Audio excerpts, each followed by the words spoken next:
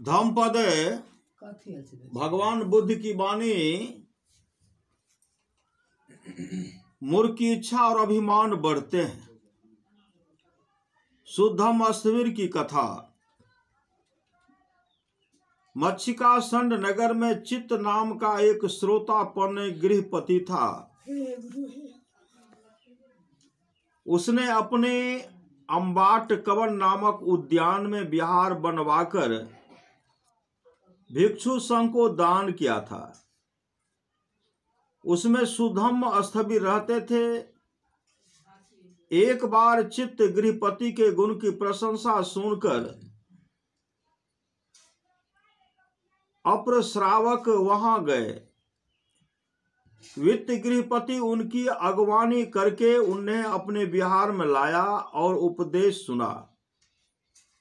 उपदेश सुनकर वह अनागामी हो गया तथा दूसरे दिन भोजन के लिए निमंत्रित किया।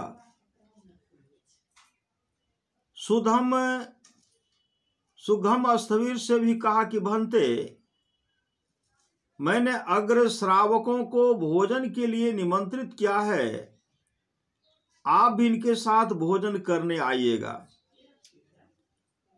सुधम स्थविर पीछे निमंत्रण पाने के कारण उस पर रुष्ट होकर निमंत्रण नहीं स्वीकार किए। दूसरे दिन भोजन करने के लिए कहने पर भी आसन पर नहीं बैठे और विहार सौंपकर श्रावस्ती को चल दिए। श्रावस्ती पहुंचने पर भगवान ने सब पूछ कर कहा, सुधम, तेरा ही दोष है, जाओ चित्त से क्षमा मांगो। सुधम चित्त के पास गए और क्षमा मांगे, किंतु उसने क्षमा नहीं किया। तब भगवान के पास गए। भगवान ने पुनः एक दूत भिक्षु को देकर जाने के लिए कहा, श्रमण को मेरा विहार है, मेरा निवास स्थान है, मेरा उपासक है, मेरी उपासिका है, ऐसा सोचकर मान या ईर्ष्या नहीं करनी चाहिए। ऐसे करने पर ईर्ष्या, मान आदि क्लेश बढ़ते हैं।